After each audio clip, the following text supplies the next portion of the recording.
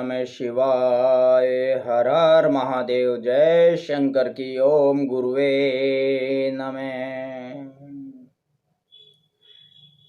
सबसे बड़े motivational speaker हैं कौन? श्री वासुदेव कृष्ण जी, जिन्होंने हजारों वर्ष पहले महाभारत के युद्ध में खड़े होकर अर्जुन को मोटिवेशन स्पीच दी और अर्जुन को युद्ध के लिए तैयार किया। अगर अर्जुन उस स्पीच को ध्यान से नहीं सुनता, कृष्ण जी की बातों को ध्यान से नहीं सुनता उस वक्त महाभारत युद्ध में खड़े होकर, या उस स्पीच जो स्पीच अर्जुन को दी थी, उस स्पीच से वासुदेव कृष्ण अर्जुन को मोटिवेट न करते, तो महाभारत युद्ध का आज परिणाम कुछ और होता। जो परिणाम आज देखने को मिला है उसी मोटिवेशन स्पीच से मिला है। अगर वो स्पीच ना मिली होती वासुदेव कृष्ण जी के द्वारा अर्जुन को, तो आज पासा ही पलटा हुआ होता महाभारत युद्ध का। श्री कृष्ण जी की वह स्पीच पवित्र गीता में है। पूरी पवित्र गीता में वह उपदेश लिखा हुआ है 18 अध्यायों में, 18 भागों में, जो आज भी प्रत्येक मनुष्य के जीवन से संबंध रखती है। अगर ज्योतिषाचार्य ग्रह नक्षत्रों के अनुसार ना देकर गीता के पवित्र गीता श्रीमद् भगवत गीता के अनुसार लोगों की समस्याओं का निराकरण कर रहे हैं, तो उसमें प्रत्येक मनुष्य की समस्या का निराकरण है। प्रत्येक मनुष्य की समस्या है। सच्ची भावना से अगर उठाकर देखे और उसका पन्ना वासुदेव कृष्ण जी का नाम लेकर उसको आंख बंद करके खोले, तो आपकी जो समस्या चल रही है, जो आपके मन में है, वही पेज खुलेगा। बस उसके भाव और अर्थ को समझने की बात है। तो इसलिए मनुष्य के लिए श्रीमद् भागवत पवित्र गीता बड़ी उत्तम है। सनातन धर्म का संविधान कही जाती है। आज भी हर मनुष्य के जीवन में वह सटीक फिट बैठती है। पर हमारे आजकल के, ध्यान देना मेरी बात पर, हमारे आजकल के कुछ कथा उपदेशकों और धर्म प्रचारकों, महानुभावों ने, कुछ ब्राह्मणों ने भी जो अनुभव तो करते नहीं हैं, बस किताबी ज्ञान बखारते रहते हैं, उस पर चलते नहीं हैं, उसका अर्थ गलत बता देते हैं। तो अपने अर्थ से, अपने भाव से उन महानुभावों ने जनता को, जन समुदाय को भटका दिया है। उनके अर्थ को गलत प्रचारित करके, गलत बताकर। वासुदेव कृष्ण जी गीता में कहते हैं कि जो महानुभाव होते हैं, जो महान पुरुष होते हैं, उनके पद चिन्हों का आचरण, उनके पद चिन्हों पर पूरा जन समुदाय चलता है। तो इसलिए उनकी कथा, कथित कथावाचकों, धर्म उपदेशकों के बातों में आकर जन समुदाय भटकता जा रहा है उनके अर्थ के अनुसार, और वो अपनी स्वार्थ सिद्धि में भटका रहे हैं। कुछ लोग कहते हैं पवित्र गीता जी सनातन धर्म का संविधान है, बिल्कुल सही है। और कुछ लोग कहते हैं कि सनातन धर्म में जातिवाद को बढ़ावा दिया जाता है। तो उनके शब्दों में अर्थ यह हुआ कि गीता जी जातिवाद को बढ़ावा देती है। वो कहते हैं कि गीता में लिखा हुआ एक जगह, पंडित जी के वासुदेव कृष्ण जी अर्जुन को कह रहे हैं कि सारे चारों वर्ण, शूद्र, वैश्य, क्षत्रिय और ब्राह्मण, ये चारों वर्ण की स्थापना मैंने किया, मैंने बनाए हैं। तो बताओ ऊपर से आए क्या बनकर? तो वो तो अर्थ ही गलत समझ रहे हो आप।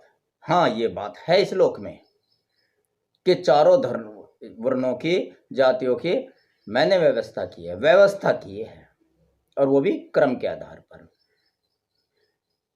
तो ऐसे महानुभाव जो ये कहते हैं कि सनातन धर्म का संविधान गीता है और गीता में जातिवाद को बढ़ावा दिया जाता है, तो मैं यही कहूँगा कि उन्होंने सनातन धर्म को कभी जाना ही नहीं है, और ना ही जानने की कोशिश की है, और ना ही गीता जी को समझा है। सभी वर्ण जातियां जन्म प्रधान नहीं है, कर्म प्रधान है। कर्म किए जा बंदे, फल की इच्छा मत कर ऐ इंसान, जैसे कर्म करेगा वैसे फल देगा भगवान, यह है गीता का ज्ञान।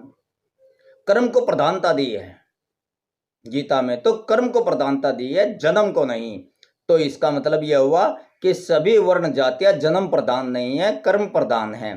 श्रीमद् भगवत गीता के एक श्लोक आता है उसमें, जिसकी चर्चा करते रहते हैं आमतौर पर, भाई जातिवाद को बढ़ावा दिया गया है। तो एक श्लोक आता है जिसके अर्थ को बिल्कुल बिगाड़ दिया है।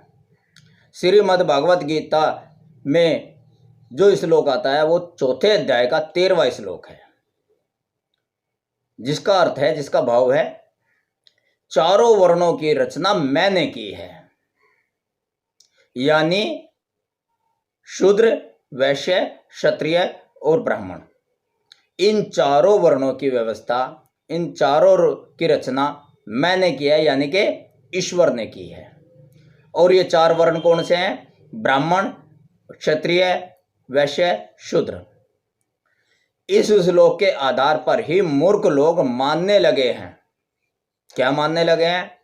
कि पवित्र गीता और सनातन धर्म जातिवाद को बढ़ावा देते हैं। भाई हम इन पे नहीं चलेंगे तो जातिवाद को बढ़ावा देते हैं, वर्गवाद को बढ़ावा देते हैं, नफरत का बीज फैलाते हैं। उन्होंने इस श्लोक के असली अर्थ को तो जाना ही नहीं, बस लगे हैं दोष निकालने। सोचा है कि वासुदेव कृष्ण जी किस तरह की व्यवस्था कह रहे हैं, चारों वर्णों की व्यवस्था किस तरीके से उन्होंने की है। तो आज सुन लीजिए इसका सही अर्थ क्या है।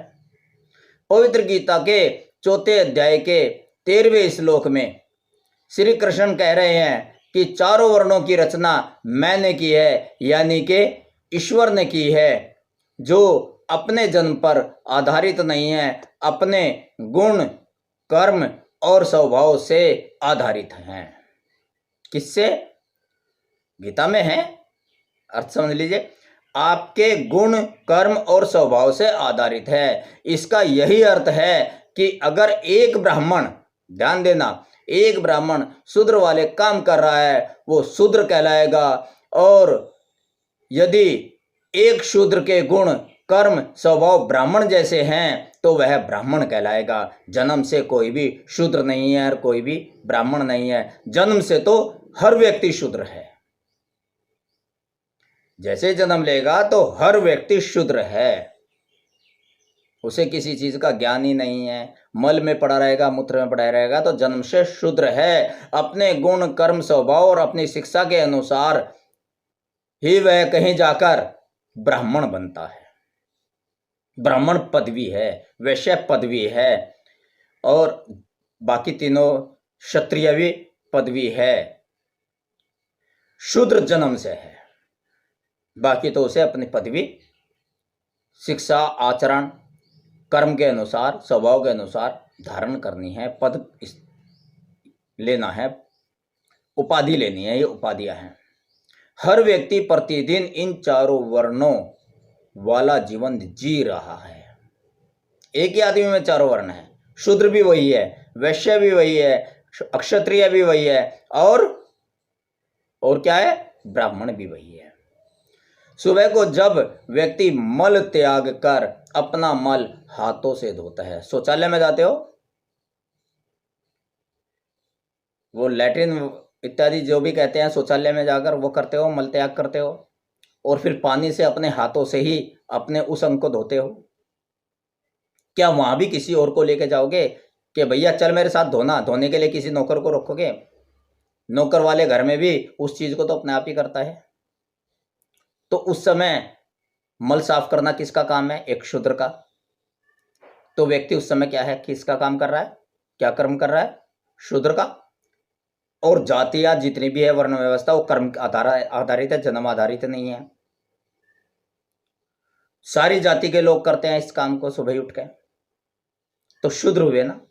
तो सुबह ही उठते ही शूद्र होते हैं, नहीं तो मल किसी और से धुलवा लो भाई, अपने आप ना धो। जब वह अपने परिवार के भरण पोषण के लिए कमाने जाता है तो उस वक्त वो किसका धर्म निभा रहा है? वैश्य धर्म का पालन कर रहा है। वो उस समय बढ़िया है, व्यापार कर रहा है, अपनी मेहनत दे रहा है, अपना ज्ञान बेच रहा है, अपना सामान बेच रहा है, कुछ भी कर रहा है अपनी सेवा देकर, तो तन देकर, मन देकर, तो धन अर्जित कर रहा है और उस धन से परिवार का पोषण कर रहा है। यानी कि किसी चीज़ के बदले में धन लेना व्यापार कहलाता है। तो व्यापार कर रहा है और उस समय वह वैश्य का कार्य कर रहा है।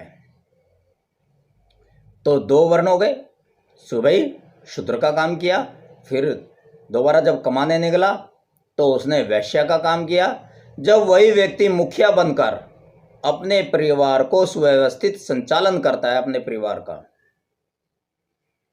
कोई गलती करे उसको डांटता है, समझाता है, किसी को मनाता है, तो एक तरह से संगठित रखता है, शासन करता है, नीति बनाता है, नियमों का पालन करता है और कराता है, तो उस समय अक्षत्रिय धर्म पर है वो। जिस टाइम मुखिया बनकर कोई निर्णय देता है, घर परिवार चलाता है, व्यवस्था करता है, नियम बनाता है व्यवस्थित, तो उस समय वो क्षत्रिय धर्म का पालन करता है। जब वह अपने कुटुंब आदि को शिक्षित करता है और अपनी राय से मार्ग प्रशस्त करता है, यानी कि कोई समस्या आई या कोई बात हुई, शिक्षा दी, भैया ऐसे नहीं ऐसे कर लो, राय देता है, मार्ग दिखाता है, यानी कि कोई भी अच्छी बात बताता है और भगवान के नित्य नियम के अनुसार सुबह और शाम पूजा करता है, तो उस समय उस वक्त वह किस धर्म का पालन कर रहा है, कौन से वर्ण का काम कर रहा है, ब्राह्मण का। उस समय वह एक ब्राह्मण का आचरण करता है। तो ये कार्य प्रत्येक मनुष्य हर दिन करता है ना, कोई ऐसा तो नहीं कि जो नहीं करता है। कर्म के बिना तो कोई रह ही नहीं सकता, तो कर्म तो करेगा ही, और चारों के ही कर्म वो प्रतिदिन करता है। तो फिर चारों वर्ण अलग कहाँ हुए, एक ही व्यक्ति में चारों वर्णों का समावेश हुआ है। हम तो बस अज्ञानतावश अन्य मूर्ख लोगों के बहकावे में आकर खुद ही जातिवाद को बढ़ावा दिए जा रहे हैं। कोई धर्म नहीं कर है ऐसा जो जातिवाद को बढ़ावा देता है, बस धर्मों में दोष निकालने पर उतारू है। झगड़ा कर होना चाहिए, किसी भी तरीके से होना चाहिए, दोष निकालो। जब दोष निकालोगे दूसरा भी कुछ बोलेगा तो झगड़ा होगा। कहते हैं मजहब नहीं सिखाता, मजहब नहीं सिखाता आपस में बैर करना।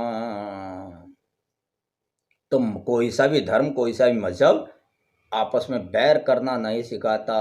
धर्म हमें प्रेम सिखाता है, नफरत नहीं। नफरत तो हमारे स्वार्थी दिमाग की उपज है।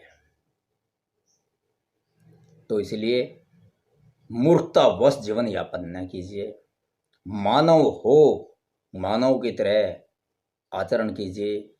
लड़ते तो जानवर भी हैं, रहते तो जानवर भी हैं, इलाके भी बटे होते हैं। कहते हैं कुत्ता अपने एरिया में शेर होता है, इलाका कुत्तों का होता है। इंसान कहने लगे आइए भाई मेरे इलाके में, तो कुत्ता हुआ ना, जानवर हुआ ना। इंसानों का कोई इलाका नहीं है।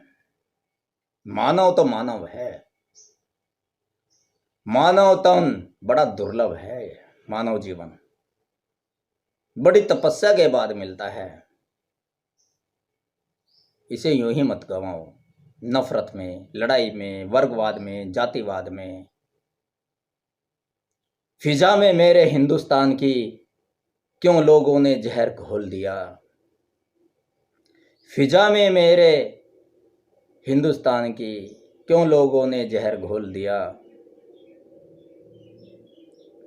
आज मैंने जातिवाद का पूरा ही पिटारा खोल दिया। नमो नारायण। आपके घर में सुख शांति रहे। जय शंकर की हर हर महादेव। ओम गुरुवे नमः।